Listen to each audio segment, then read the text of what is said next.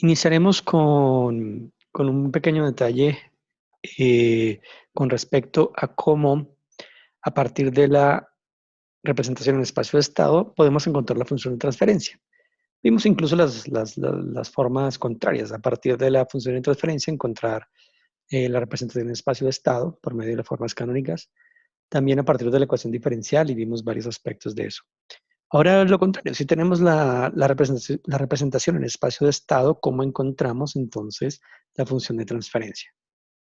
Bueno, pues básicamente recuerden, estas son ecuaciones diferenciales también, es decir, son de primer orden, están arregladas matricialmente, pero son ecuaciones diferenciales. Entonces, el paso a la función de transferencia se hace normalmente usando la transformada de Laplace y condiciones iniciales cero. Entonces, claro, lo haremos aquí matricialmente para no hacerla una por una. Entonces, pues básicamente aplicamos transformada de Laplace a ambas ecuaciones. Al hacer la primera transformada de Laplace aquí, condiciones iniciales cero, recuerden, entonces tendríamos Sx de S, lo hacemos aquí en mayúscula para que se note que es el vector, ¿no?, de estados, igual a por la transformada de x de t, entonces x de S, b por u de t, es decir, b por la transformada de u de t, que sería u de S. Lo mismo hacemos aquí abajo, entonces nos queda y de S, c por x, la transformada de x de t, o sea, x de S, t u de S para este último término. Bien, con eso vemos que tenemos, pues, básicamente todas esas variables, ¿no? X, U y Y. Cuando en la función de transferencia solo debería estar Y U, es decir, queremos deshacernos de X. Por lo tanto, la idea sería despejar de aquí X, nos queda en términos de U, y luego ponerlo acá. Con eso aquí solo quedaría Y U. Entonces hagamos eso. Pasemos esta a X de S al otro lado, entonces nos queda aquí restando. Y luego podemos ver que se puede factorizar por la derecha. Recuerden que aquí sí importa la factorización, cómo se hace, ¿no? Entonces factorizamos aquí por la derecha la X. Nos queda, al factorizar aquí, nos tenemos que poner S por la identidad. Será la identidad de orden N. Menos A y X de S. Y entonces queremos despejar X. Entonces multiplicamos por la inversa de este término, ¿de acuerdo? Por el lado izquierdo. Entonces, al multiplicar nos quedaría aquí la identidad, ¿de acuerdo? Y luego nos queda SI menos A a la menos 1 por BU. Entonces ya tenemos el despeje de X de S. Y podemos entonces tomar este término y reemplazarlo aquí en esta ecuación. Haciendo eso, pues simplemente nos queda C por X de S, que es todo esto. Entonces ponemos todo eso ahí. Más DU. Entonces, básicamente ya tenemos todos los términos listos de la función de transferencia.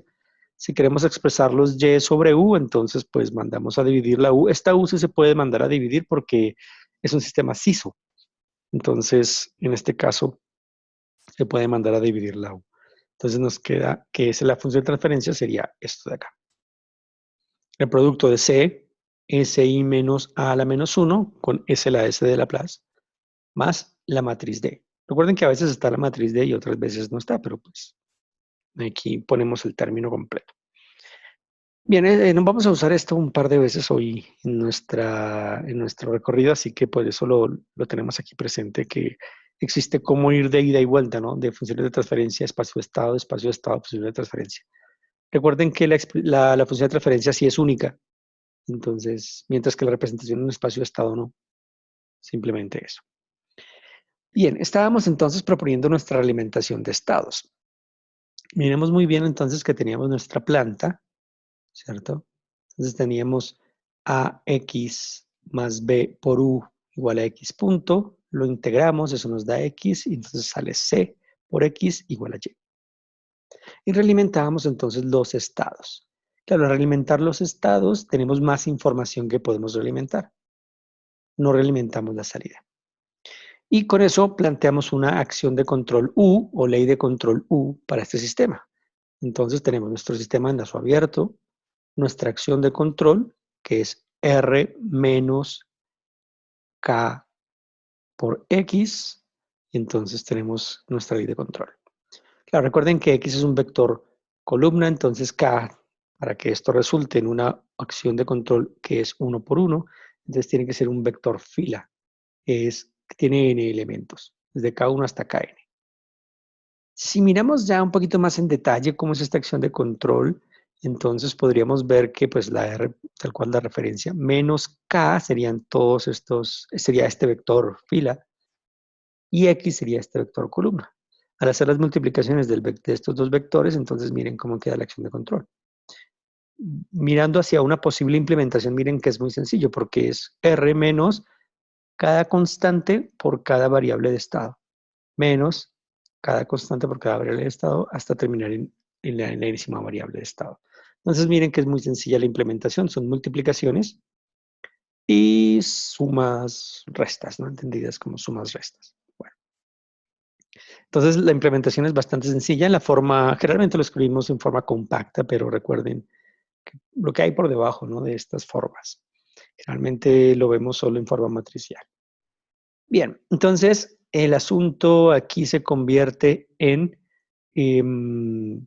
cómo encontrar el vector K. Entonces, vayamos siguiendo hacia esa idea. Entonces, mirar cómo queda el lazo cerrado. Pues tenemos nuestro lazo abierto en forma matricial, nuestra ley de control con la definición de la K. Entonces, lo que hacemos es, si esta es la acción de control, tomamos la U y la reemplazamos aquí.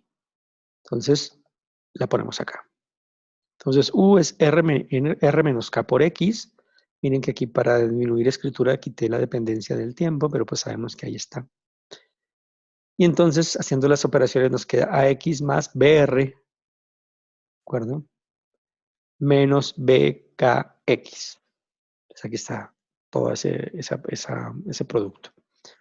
Y vemos que podemos factorizar X por la derecha. Entonces, lo hacemos. Entonces, nos queda X punto igual a menos BK, que es la factorización, más BR. Y Y pues sigue siendo C por X, Y no ha cambiado. La única parte donde está la acción de control es acá, que fue lo que reemplazamos. Entonces, notamos que este es el lazo cerrado. Entonces, partimos del lazo abierto. Al usar esta ley de control, nos queda este lazo cerrado. Bien. Diferencias entre el lazo abierto y el lazo cerrado. Aquí la entrada es la B, la matriz de entrada. Aquí la matriz de entrada también es B. Claro, aquí la entrada de la planta es U. Para el lazo cerrado, la entrada es R. Ok. Pero miren que tienen la misma matriz de entrada. Matriz de salida es C por X. Salida C por X, o sea, la matriz de salida es exactamente la misma. De por sí la letra Y es exactamente la misma. Entonces, matriz de entrada igual, matriz de salida igual. Matriz del sistema, pues aquí tenemos la A, y aquí vemos que ha cambiado. Es A menos B por K. ¿Sí? Ese es el cambio de la realimentación. Al hacer esa realimentación de estados, entonces cambiamos la matriz del sistema. Y como esta matriz del sistema define la ecuación característica, entonces hemos cambiado la ecuación característica. Claro, al cambiar la ecuación característica, entonces también está cambiando los valores propios del sistema o los polos del sistema. Entonces estamos cambiando los polos del sistema al hacer la realimentación de estados. Bien. Claro, los estados son los mismos, ¿no? El sistema se mantiene. Y como el controlador no es un controlador que sea dinámico, sino son solo ganancias estáticas, entonces no hemos agregado más estados al sistema por ahora. Bien, entonces, lo que decíamos, ecuación característica del lazo cerrado, pues determinante de SI menos la matriz del sistema. La del lazo cerrado es A menos BK. Entonces, lo que podemos decir es varias cosas. Conocidos, pues todos los parámetros de la planta, es decir, la matriz A, B y C. Entonces aquí conocemos A y B, por ejemplo, de la ecuación característica. Desconocidos, pues la K es lo que tenemos que encontrar. Bien, hay varias ideas con respecto a eso, y es que se dice que si el sistema es controlable, llamemos la propiedad de controlabilidad y observabilidad, entonces, si el sistema es controlable, podemos asignar los polos del sistema, reubicarlos donde nosotros queramos. Otra idea con respecto a eso. Se dice que tenemos n ganancias, de K1 hasta Kn, para ubicar n valores propios que tiene el sistema, ¿no? Claro, el sistema de lazo abierto tiene n valores propios, el sistema de lazo cerrado tiene n valores propios. Entonces queremos reubicar los n valores propios del sistema de lazo cerrado. Tenemos n ganancias. Es decir, con esto se dice que tenemos todos los grados de libertad para poder asignar todos los valores propios en el lugar que nosotros queramos. Eso se puede hacer siempre y cuando el sistema sea controlable. Bien. Bueno, vamos a ver adicionalmente que podemos ubicar los valores propios donde nosotros queramos. Recuerden que cuando hacíamos lugar de las raíces, pues por ejemplo dibujamos una región de diseño, pero sobre esa región de diseño dibujábamos el lugar de las raíces y solo podíamos ubicar los polos del sistema sobre las líneas del root locus. Bueno, aquí ya no está eso. Tenemos lo mismo, por ejemplo, una región de diseño, unos criterios de desempeño, pero los podemos poner en esa área donde queramos, absolutamente donde queramos, sin ninguna restricción, ya que tenemos n ganancias para ubicar n valores propios. Bien. ¿Cómo vamos a hacer eso? Pues bueno, tenemos nuestra ecuación de lazo cerrado. Miren que aquí ya quita el paréntesis, o sea, revisen que no sea confuso eso, ¿cierto? Menos, aquí tenía paréntesis, entonces aquí ya no está, pero no importa, es lo mismo, ¿no? Y la idea es que tenemos que armar una ecuación, que sería la ecuación característica deseada de lazo cerrado, que tenga los valores propios que nosotros queramos, que cumplan el desempeño que nosotros esperábamos, ¿no? Entonces estos son los valores propios que queremos que el sistema las tenga. Claro, con estos valores propios armamos un polinomio. Entonces, eso le llamamos la ecuación característica deseada. Están escritos aquí en términos de alfas. Entonces, va de orden n y es mónico, es decir, el coeficiente aquí es 1. Y va desde alfa 1 hasta alfa n. Claro, eso es lo que formamos al tener esos valores propios. ¿Cómo escogemos esos valores propios? Bueno, lo que decíamos, criterios de desempeño. Por ejemplo, sobre pico, tiempo de asentamiento, tiempo de elevación. Entonces sabemos que con eso podemos crear una región de diseño, por ejemplo, en el plano complejo y ubicar los valores propios allí, por ejemplo. Pero las criterios de desempeño pueden ir más allá, por ejemplo, estar expresados no tan directamente así, sino, por ejemplo, que se dijera en algún lado, queremos que el lazo cerrado tenga un ancho de banda de 50 Hz. Bueno, tenemos que buscar unos valores propios que hagan que el sistema en lazo cerrado le podamos dibujar el body y tenga 50 Hz de ancho de banda. Eso no es tan directo, pero sabemos que hay relación entre los polos y la rapidez del sistema. Entonces, bueno. Entonces pueden ser tan directos como regiones de diseño en el plano complejo, como el lugar de las raíces, como en el caso del lugar de las raíces, o más indirectas como las puestas en frecuencia, por ejemplo. Bien. Entonces, como lo que hacemos es asignar los polos del sistema, entonces a eso se le llama pole placement, es decir, ubicación de polos. Es un problema de ubicación de polos. Entonces, a esto también se le llama realimentación de estados o pole placement, ¿no? También se puede decirlo de esa manera. Bien, entonces debemos encontrar el vector K, es decir, cada una de las ganancias o elementos del vector K, de tal manera que nuestra ecuación del lazo cerrado del sistema sea igual a nuestra ecuación deseada. Bien. Claro, entonces, recuerden que esto de aquí sale un polinomio, entonces luego tenemos que igualarlo a este polinomio. Todo este polinomio es conocido, nosotros debemos saber dónde queremos los valores propios, y de este polinomio no sabemos K. Claro, este polinomio va a depender de los valores de K. Y entonces ahí viene donde empezamos a resolver cada una de las K's a partir de esta igualación, ¿no? Pues esta igualación puede ser muy simple. Imagínense que fuera un sistema de primer orden. Entonces, primer orden, algo así muy pequeño, entonces sería muy simple. Segundo orden incluso alcanzaría uno a verlo muy simple. Pero a medida que aumenta el orden, pues es más complejo, ¿no? Entonces la idea es dar una solución cerrada a esta idea. Entonces, existen diferentes soluciones y diferentes algoritmos para resolver este problema. Vamos a mirar la idea conceptual de uno de ellos. Bueno, de aquí parten la mayoría, básicamente, de aquí parten casi todos, pero debe haber por allí más algoritmos, ¿no? Bien, lo que pasa es que resolver esto es extremadamente fácil si el sistema que estamos haciéndole realimentación de estados estuviera en la forma canónica controlable. Entonces sería muy sencillo. Veamos por qué. Supongamos que tenemos el sistema en la forma canónica controlable. Entonces, veamos que este ejemplo es para orden 4. Entonces, habría que extrapolarlo para otros órdenes, pero pues no sería muy complicado. Entonces, tenemos nuestro sistema en forma canónica controlable.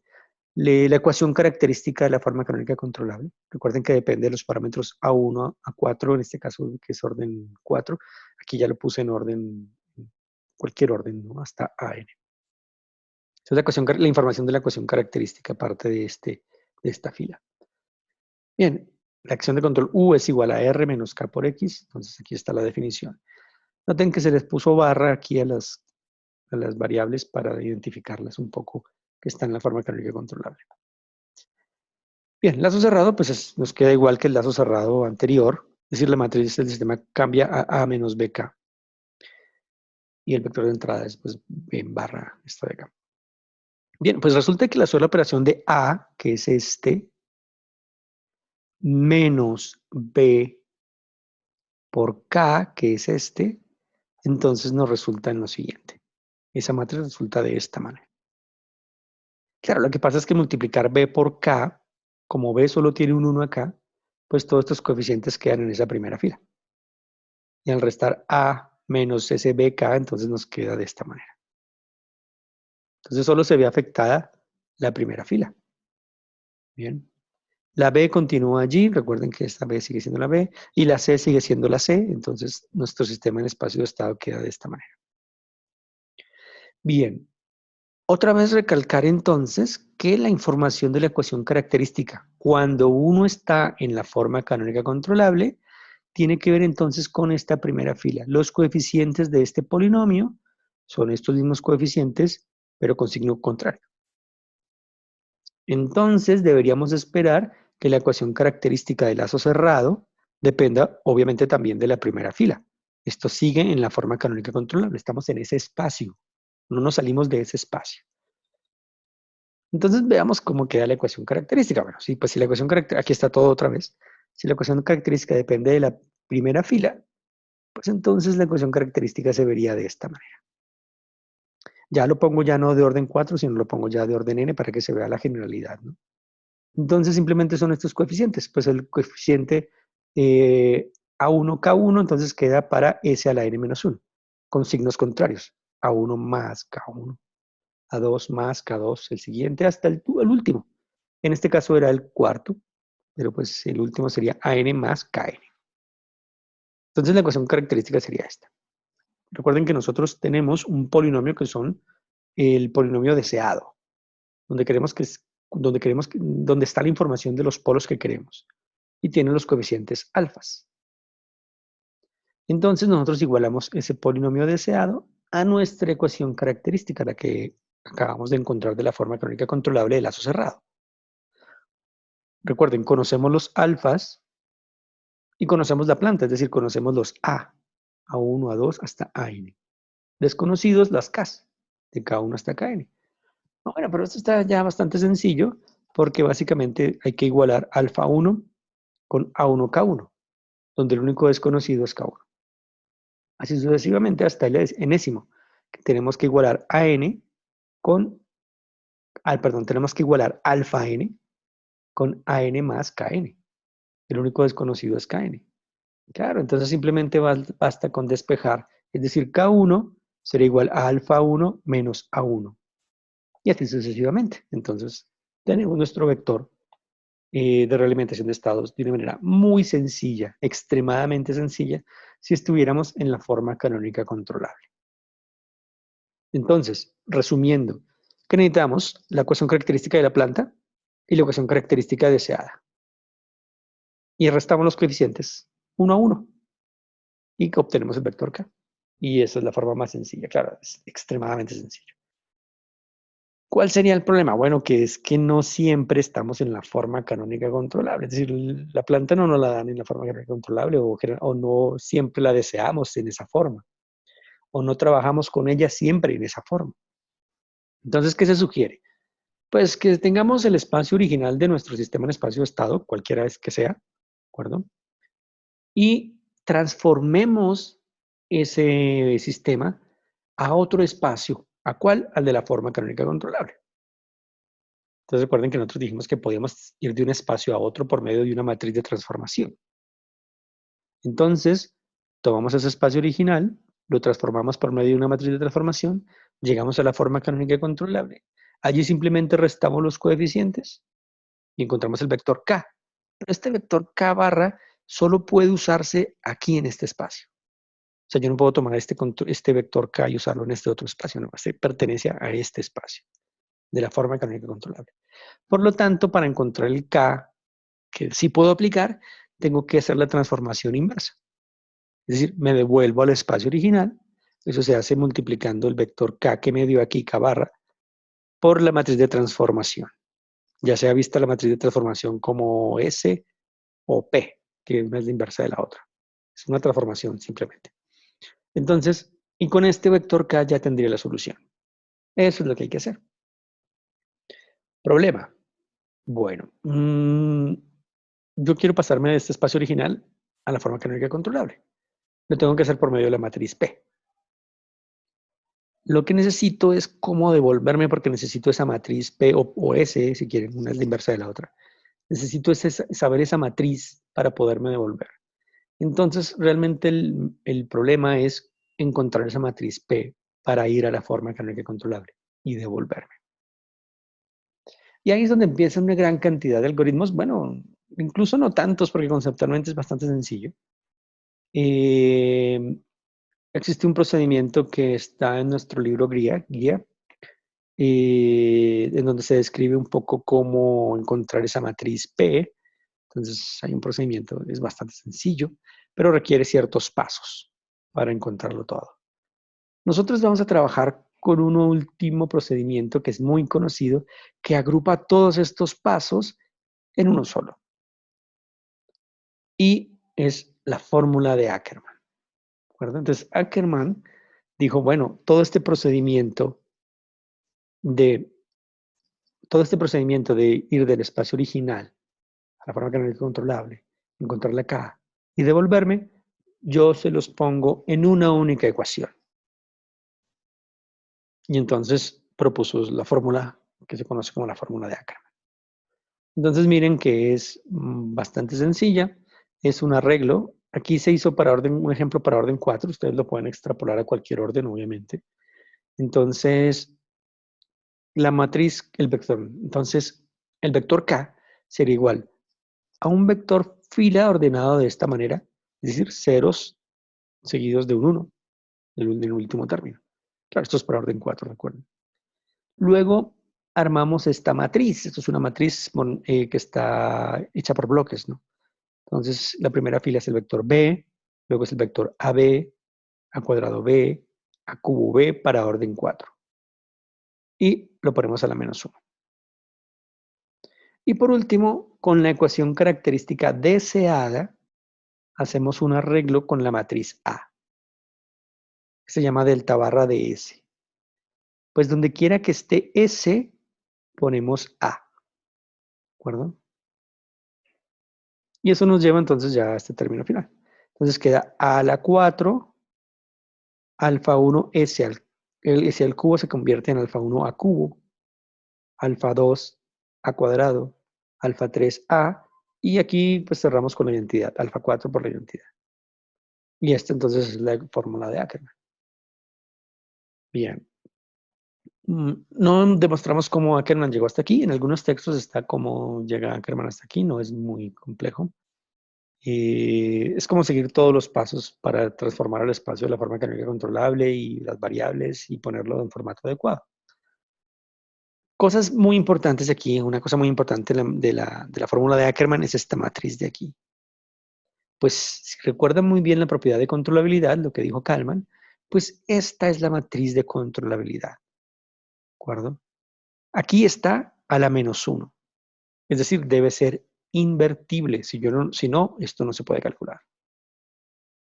Y recuerden lo que dijo Kalman, si la matriz de controlabilidad es invertible, entonces el sistema es controlable. Ok, entonces estamos bajo esa propiedad. O sea, esto solo se puede calcular si el sistema es controlable. ¿Bien?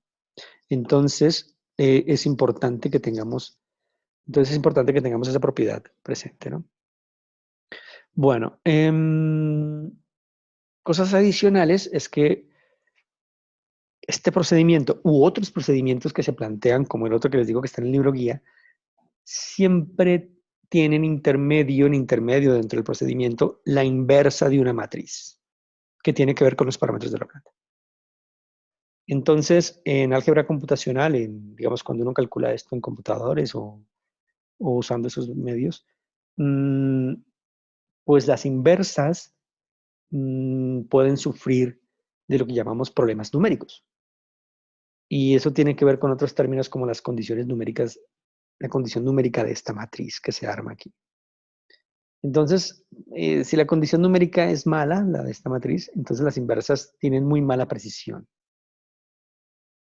Y entonces esto puede pasar con la fórmula de Ackermann. Pues está aquí directa, si esto tiene mala condición numérica, entonces al hacer la inversa sale un poco mala también, y entonces tenemos problemas de precisión.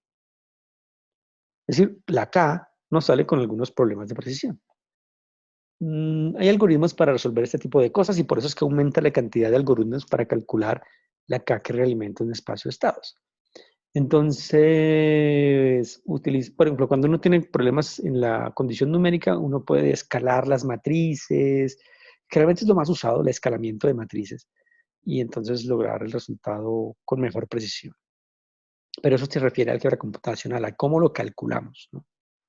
Entonces, si uno entra a buscar sobre esto, pues se encuentra muchas opciones en cuanto a los algoritmos que se pueden plantear para resolver el problema de encontrar K. Pero Ackermann, digamos, es lo más conocido que hay, es la fórmula más conocida entre las personas que estudiamos control. Y pues bueno, por eso vale la pena que lo revisemos.